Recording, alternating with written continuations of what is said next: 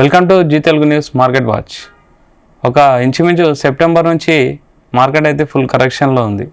అయితే last 2 days నుంచి అయితే పాజిటివ్ ట్రెండ్లో మార్కెట్ మూవ్ అవుతుంది. అసలు పాజిటివ్ ట్రెండ్లో మూవ్ కావడానికి కారణం ఏంటి? యాక్చువల్గా ఈరోజు మార్కెట్ చూసుకుంటే నిఫ్టీ వచ్చేసి 200 పాయింట్లు అప్ అయి 22,544 దగ్గర క్లోజ్ అయింది. సెన్సెక్స్ వచ్చేసి 609 పాయింట్లు అప్ అయిపోయి 74,340 దగ్గర క్లోజ్ అయిపోయింది. అన్ని బార్డర్ మార్కెట్లో కూడా పాజిటివ్లోనే క్లోజ్ అయిపోయినాయి. యాక్చువల్గా మార్కెట్ అప్పు కావడానికి కారణం ఏంటి? నిన్న డాలర్ ఇండెక్స్ కూడా పడిపోవడం ప్లస్ మన మార్కెట్ సెంటిమెంట్ని మళ్ళీ ఎఫ్ఐఐలు కొంచెం ఇంట్రెస్ట్ వచ్చిందా, అసలు ఏం జరిగింది మార్కెట్లో? మనతో మాట్లాడడానికి స్టాక్ మార్కెట్ అనలిస్ట్ రమేష్ గారు ఉన్నారు. Hi sir. హాయ్ అండి. సార్, అసలు మార్కెట్లో 2 days నుంచి పాజిటివ్లో ఉంది. ఇది బౌన్స్ బ్యాక్ అయింది అనుకోవచ్చా? బాటంలోకి వెళ్ళిందా, లేకపోతే టెంపరీ మళ్ళీ అట్లే పాజిటివ్లోకి వెళ్తుందా? ఇన్వెస్టర్లు ఏం చేయాలి, ఎలా ఆలోచించాలి? యాక్చువల్గా అప్పుడే మనము ఇది బాటమ్ అయిపోయిందని లేకపోతే ఇక్కడ నుంచి పెరిగిద్దని అనుకోవడానికి లేదు. కంటిన్యూస్గా ఇప్పుడు ఈరోజు ఎట్లా క్లోజ్ అయిందో 22,500. సో ఇట్లాగే నెక్స్ట్ 1 week లేదంటే 10 days క్లోజ్ అవ్వాలి అబౌవ్ 22,500. అప్పుడే 23,000 అబౌవ్ వెళ్ళే అవకాశం ఉంది.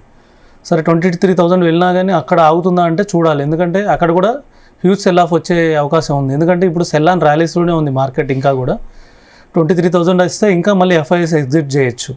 సో నిన్న ఒక్కరోజు చూస్తే ఎఫ్ఐఎస్ ఓన్లీ 2,800 crores సేల్ చేశారు. సో ఇది లాస్ట్ 28 daysలో ఇది తక్కువ అని చెప్పొచ్చు మనం. ఓకే. ఎందుకంటే నార్మల్గా వాళ్ళు ఎవ్రీడే 3,500 crores మినిమం సేల్ చేస్తున్నారు. సో నెట్ సేల్ వచ్చేసి మినిమం 3,500 crores సేల్ చేస్తున్నారు. సో మన డిఐఎస్ వచ్చేసి 3,200 crores సేల్ బై చేస్తున్నారు. సో డెఫిసిట్ ఉంటుంది కాబట్టి మార్కెట్లో నెగిటివ్ కనపడుతుంది. ఓకే. కానీ నిన్న చూస్తే 2,800 crores వాళ్ళు సేల్ చేశారు. కానీ డిఐఎస్ చూస్తే సేమ్ వాళ్ళు కొనాల్సిన దానికన్నా కొద్దిగా ఎక్కువ కొన్నారు. 3,400 crores కొన్నారు. సో డే బిఫోర్ ఎస్టర్డే కూడా వాళ్ళు 6,000 crores నెట్ బై కొన్నారు. డిఐఎస్ అంటే మ్యూచువల్ ఫండ్ కంపెనీస్ కానివ్వండి, ఎన్పిఎస్, ఇన్సూరెన్స్, పెద్ద పెద్ద ఇన్స్టిట్యూషన్స్ అందరూ కొన్నారు. సో ఎందుకు కొన్నారంటే బాటమ్ అవుట్ అయ్యిందని ఒకటి. మేబీ ఇక్కడ బాటమ్ అవుట్ కాకపోయినా కూడా బాటమ్కి దగ్గర ఉన్నామనే ఫీలింగ్ కొంతమందికి ఉంది.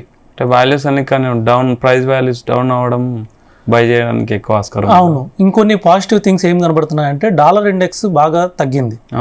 డాలర్ ఇండెక్స్ 4% వరకు తగ్గింది. ట్రంప్ గెలిచినప్పుడు 100 rupees 100 points ఉండే డాలర్ ఇండెక్స్ 110 దాకా పోయింది. ఓకే. సో 110 దాకా వెళ్ళినప్పుడు మన మార్కెట్లో బాగా సెల్ ఆఫ్ వచ్చింది. సో మన రూపీ కూడా బాగా వీక్ అయింది. ఇప్పుడు వచ్చేసి 104కి వచ్చింది. ఓకే. సో హై నుంచి వాళ్ళది కూడా సో ఆల్మోస్ట్ 8% డౌన్ అయింది. 78% డాలర్ ఇండెక్స్ డౌన్ అయింది. ఇంకా ఫ్యూచర్లో కూడా చూస్తే ఇక్కడ నుంచి కూడా చూసినా కూడా సో ఇప్పుడు యుఎస్లో ఫెడ్ రేట్ ఏదైతే ఉందో, సో బైడెన్ లాస్ట్ టర్మ్లో సో ఫెడ్ రిజర్వ్ గవర్నర్ ఏమన్నారంటే సో ఫ్యూచర్లో ఎక్కువ ఉండకపోవచ్చు అన్నారు. సో అంటే రేట్ డిక్రీజ్ చేశారు, ఫెడ్ రేట్ కట్ చేశారు, కాకపోతే ఫ్యూచర్లో ఉండకపోవచ్చు అని ఒక లాస్ట్ డైలాగ్ చెప్పారు. ఓకే. సో అది నెగిటివ్ అయింది. ఎందుకంటే వాళ్ళు కానీ ఫెడ్ రేట్ కట్ చేయకపోతే బాండ్ ఈల్డ్స్ ఎక్కువ ఉండే అవకాశం ఉంది. సో మార్కెట్లోకి ఎక్కువ ఫండ్స్ రాకపోవచ్చు. సో మార్కెట్ పడవచ్చు. ఓకే. సో ఎఫ్ఐఎస్ కూడా ఎక్కువ వాళ్ళ బాండ్స్లోనే ఇన్వెస్ట్ చేయొచ్చు. సో అదొక నెగిటివ్ ఉంది. కానీ ఇప్పుడు చూస్తుంటే ఏంటంటే క్రూడ్ కూడా తగ్గిపోయిందంట. క్రూడ్ ఆయిల్ తగ్గడం కూడా 79 to 69. అవును, అది కూడా one of the reason. Okay. ఇంకొకటి ఏంటంటే డాలర్ ఇండెక్స్ కూడా ఇంకా పెరిగే అవకాశం కనిపించట్లేదు. ఓకే. ఎందుకంటే యుఎస్ ఇన్ఫ్లేషన్ హైలో ఉంది. ఇంకొకటి వచ్చేసి మనకి ఇప్పుడైతే టారిఫ్లు ఏదైతే తీసుకుంటున్నారో ఆ టారిఫ్ల వల్ల వాళ్ళు ఇంకా ఇన్ఫ్లేషన్ పెరిగే అవకాశం ఉంది. టారిఫ్లు కూడా April 2 అన్నారు, కానీ మళ్ళీ ఆ డేట్ను పోస్ట్ పోన్ చేసిరా అంటున్నారు. రియల్గా అసలు ఉందా అది? అంటే April 2 నుంచి రివైజ్ చేస్తామన్నారు. సో ఇండియా, చైనా కొన్ని దేశాలకి ఆల్రెడీ యాక్చువల్లీ March 4 నుంచి మిగతా కంట్రీస్కి వచ్చేసినాయి. ఓకే. కెనడా, మెక్సికో, సో కొన్ని కంట్రీస్కి వచ్చేసినాయి. సో మనకి April 2 అన్నారు. సో రెసిప్రోకల్ టారిఫ్స్ అన్నారు. కానీ అదే ఇప్పుడు యాక్చువల్లీ పాజిటివ్ థింగ్స్ ఏంటంటే క్రూడ్ 71 barrel దగ్గర ఉంది. సో బ్యారెల్ $71 దగ్గర ఉంది కాబట్టి అదొక పాజిటివ్ పాయింట్. ప్లస్ ఏంటంటే యుఎస్ ఇన్ఫ్లేషన్ పెరుగుతుంది కాబట్టి ఫెడ్ రేట్స్ ఇంకా కట్ చేసే అవకాశం కనబడుతుంది. ఓకే. ఇన్ఫ్లేషన్ పెరిగే అవకాశం ఉంది ఇప్పుడు యుఎస్లో. ఎందుకంటే ట్రంపే మొన్న డే బిఫోర్ ఎస్టర్డే నైట్ వచ్చేసి, అంటే యుఎస్లో day before yesterday, so Trump ఏం చెప్పారంటే సో కొంచెం మీడియం టర్మ్లో వచ్చేసి కొద్దిగా వాళ్ళ ఇన్ఫ్లేషన్ పెరిగే అవకాశం ఉందని ట్రంపే ఒప్పుకున్నాడు. ఓకే. అయితే ఫ్యూచర్లో బాగుండొచ్చు. సో మేడ్ ఇన్ అమెరికా అవుతుంది, ప్లస్ అమెరికా ఎకానమీ స్ట్రాంగ్ అవుతుంది. కాకపోతే మీడియం టర్మ్ మనకి కొంచెం ప్రాబ్లమ్స్ రావచ్చు అని కూడా చెప్పాడు. సో దీన్ని బట్టి చేస్తుంటే ఏమవుతుందంటే కంపల్సరీ వాళ్ళు ఫెడరేట్ కట్ చేయాల్సిందే. ఎందుకంటే యుఎస్ గ్రోత్ పెరగాలంటే, ఇన్ఫ్లేషన్ కంట్రోల్ చేయాలంటే డెఫినెట్గా వాళ్ళు ఫెడరేట్ కట్ చేయాలి. సో అదొక పాజిటివ్ కనపడుతుంది. సో ఇన్ని పాజిటివ్స్ కనపడుతున్నాయి కాబట్టి మార్కెట్స్లో కొంచెం సెంటిమెంట్ కొద్దిగా స్ట్రాంగ్ అవుతుంది. కొద్దిగా ఏంటంటే యుఎస్ ఎకానమీ వీక్ అయ్యే అవకాశం కనబడుతుంది ఇప్పుడు. కన్జంప్షన్ కూడా తగ్గింది అని సంథింగ్. డెఫినెట్గా ఇన్ఫ్లేషన్ అంతా పెరిగిపోతుంది, సో వాళ్ళ కన్జంప్షన్ తగ్గుతుంది. సో ఆ కొంచెం ఫండ్స్ మళ్ళీ మన ఇండియాకి వస్తాయేమో అని చెప్పేసి సో ఒక హోప్. వాళ్ళ మార్కెట్ లీడర్స్ మైక్రోసాఫ్ట్, న్యూవిడియా కూడా 15% తగ్గిపోయింది. అవును, డెఫినెట్గా. సో పడిపోయింది. అన్నిటికీ ఏఐ ప్రాబ్లం ఒకటి ఉంది. యుఎస్ సాఫ్ట్వేర్ కంపెనీస్కి ఏంటంటే ఏఐ ప్రాబ్లం. సో ఏఐతో వాళ్ళకి కంపెనీస్కి ఎన్ని లాసెస్ వస్తాయో వాళ్ళకే తెలియదు. సో ఇన్ని ప్రాబ్లమ్స్ ఉన్నాయి కాబట్టి యుఎస్ ఎకానమీ నియర్ బై టర్మ్లో వాళ్ళది వీక్ అయ్యే అవకాశం ఉంది. సో అది మన పాజిటివ్ అన్నట్టు. సో ఇలాంటివి కాకుండా ఇంకా మన ఇండియాకి ఇంకొన్ని పాజిటివ్ థింగ్స్ ఏంటంటే, సో బాగా బాటంలో ఉండడం ఒకటి, సో వాల్యుయేషన్స్ తగ్గడం ఒకటి. రెండోది వచ్చేసి కోవిడ్లో కూడా మనం చూసాం. కోవిడ్లో ఏంటంటే కోవిడ్ వచ్చినప్పుడు బాగా పడింది మార్కెట్, ఆల్మోస్ట్ 38% డౌన్ అయింది సెన్సెక్స్. కానీ ఎప్పుడైతే ఒకసారి మనం అర్థం చేసుకున్నామో కోవిడ్కి ఎలా బిహేవ్ చేయొచ్చు, సో దీనివల్ల ఏమవుతుంది అంటే ఎంత లైఫ్ లాస్ అవుతుంది, సో మిగతా అంటే ఎప్పుడైతే లాక్డౌన్ తీసేశారో సో అందరు మళ్ళీ బిజినెస్ స్టార్ట్ చేశారు, అందరు ఎవరి వరకు వాళ్ళు చేసుకున్నారు. సో ఒకసారి అర్థమైన తర్వాత ఏమైందంటే మార్కెట్ పెరుగుతూ వెళ్ళిపోయింది. అంటే ఇప్పుడు ట్రంప్ టారిఫ్ కూడా అంతే. సో ఏమైందో తెలియదు కాబట్టి, అనిశ్చితి కాబట్టి పడుతుంది. సో రేపు ఏప్రిల్ 2 నుంచి అందరికి తెలిసిపోతుంది. సో తెలిసిపోయిన తర్వాత ఏముంది, దాని తగ్గట్టు బిహేవ్ చేయడమే. సరే, ఇప్పుడు ఈరోజు ఎక్స్పైరీ కానీ వాల్టాలిటీగా ఉంటుంది అనుకున్నారు, కానీ ఎక్కడ సెంటిమెంట్ అయితే దెబ్బతీయలేదు. అంతా మ్యాక్సిమం అన్ని సెక్టర్లు కూడా పాజిటివ్లోనే క్లోజ్ అయినాయి. Even mid and small cap కూడా పాజిటివ్లో క్లోజ్ అయిపోయినాయి. ఇది కంటిన్యూ అవుతుందా పాజిటివ్? బాటమ్ బై కొనడం స్టార్ట్ చేయొచ్చా? ఏం చేయాలి ఇన్వెస్టర్లు? డెఫినెట్గా వెయిట్ చేయొచ్చు, ఎందుకంటే అప్పుడే బాటమ్ అయిపోయిందని మనం అనుకోలేము.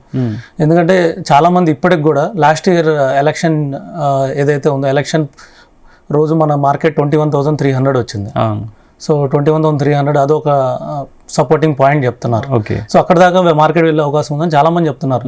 సో అక్కడ 21,300 కూడా సపోర్ట్ చేయకపోతే మళ్ళీ 20,500 అన్నారు, 20,000 అన్నారు, చాలామంది 19,500 కూడా అన్నారు. సో ఇంకా బాటమ్ అయిపోయిందంటే అప్పుడే చెప్పలేము.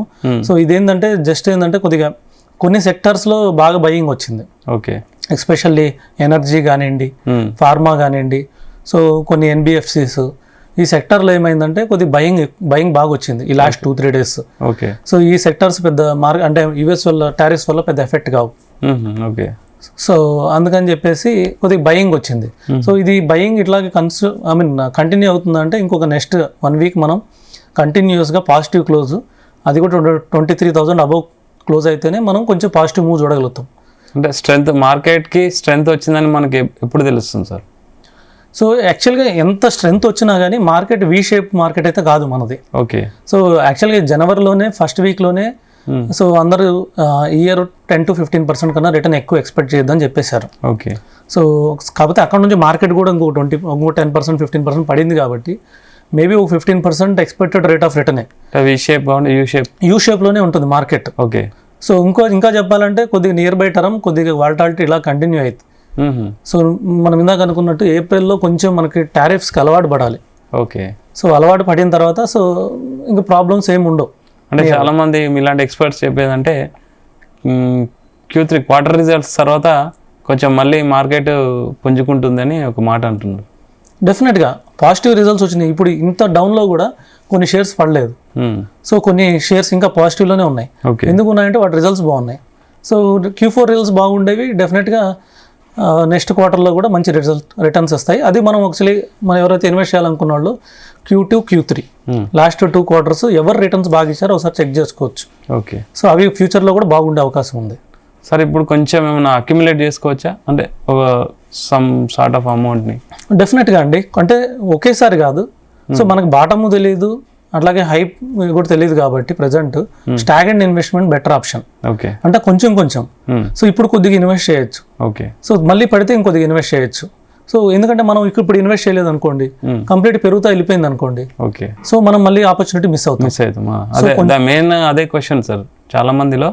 ఇప్పుడు బౌన్స్ బ్యాక్ అయింది అనుకోండి కంటిన్యూగా, ఈ బాటమ్ మిస్ అయిపోతాం, మళ్ళీ మనకు ఆపర్చునిటీ దొరకదు, అది కొనాలా అవుదని చాలామంది మనకు మెసేజ్ కానీ డౌట్ అది. ఎందుకంటే యాక్చువల్గా నెక్స్ట్ ఫైనాన్షియల్ ఇయర్ ఏప్రిల్ నుంచి నెక్స్ట్ ఫైనాన్షియల్ చాలా పాజిటివ్ కనబడుతున్నాయి. ఓకే. పాజిటివ్ థింగ్స్ ఏంటంటే ఒకటి కన్సంప్షన్. సో ఏదైతే ఇన్కమ్ ట్యాక్స్ తగ్గించారో అది కన్సంప్షన్కి వచ్చే అవకాశం ఉంది. సో అదో పాజిటివ్ కనబడుతుంది. ఇంకోటి వచ్చేసి ఆర్బీఐ వచ్చేసి రేట్ కట్ ఉంది. ఓకే. సో ఆల్రెడీ మన ఫిబ్రవరిలో తగ్గించారు. సో ఇంకో మళ్ళీ ఏప్రిల్లో ఇంకొక రివిజన్, మనది ఎవ్రీ 2 monthsకి మానిటరీ పాలసీ కాబట్టి మళ్ళీ రెపో కట్ ఎక్స్పెక్ట్ చేస్తున్నారు, ఇంకో 25 basis points. సో ఇవి కట్ అయితే ఏమవుతుందంటే కన్సంప్షన్కి ఎక్కువ ప్లస్ పాయింట్ అయింది. అలాగే కొద్దిగా ఎన్బిఎఫ్సి రేట్ ఆఫ్ ఇంట్రెస్ట్ కూడా తగ్గుతాయి. ఓకే. సో అప్పుడు ఏమవుతుందంటే కన్జ్యూమర్ లోన్స్ ఎక్కువ తీసుకుంటారు. కన్జ్యూమర్ లోన్స్ కానివ్వండి, లేకపోతే వెహికల్ లోన్స్ కానివ్వండి. సో వెహికల్ లోన్స్ కూడా ఆల్ టైమ్ లోలో ఉన్నాయి.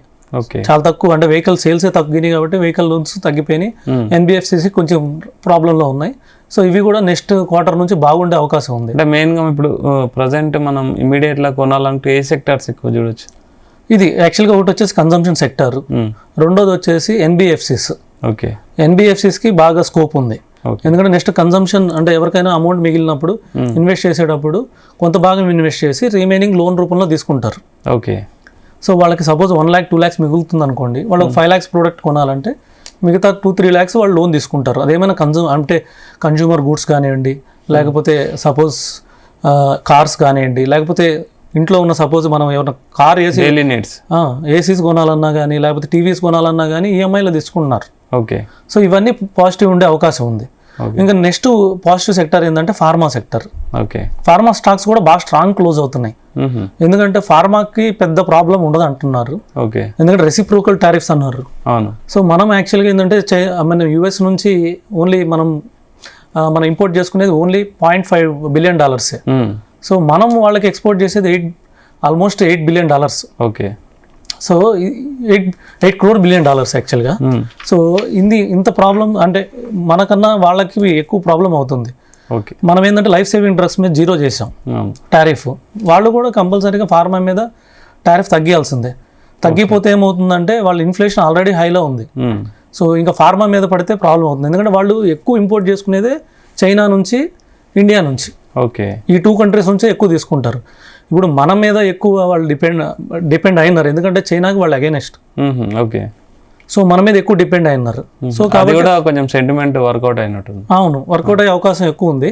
సో కాబట్టి ఫార్మా కూడా చాలా పాజిటివ్ ఉంది. సో టెక్నికల్ వస్తే నిఫ్టీ లెవెల్స్ ఇంతకుముందు 22,500 రెసిస్టెంట్ అవుతుందని ఇంతకుముందు వీడియోలో మనం చెప్పుకున్నాం. 22,500 వచ్చింది. అవును. What next?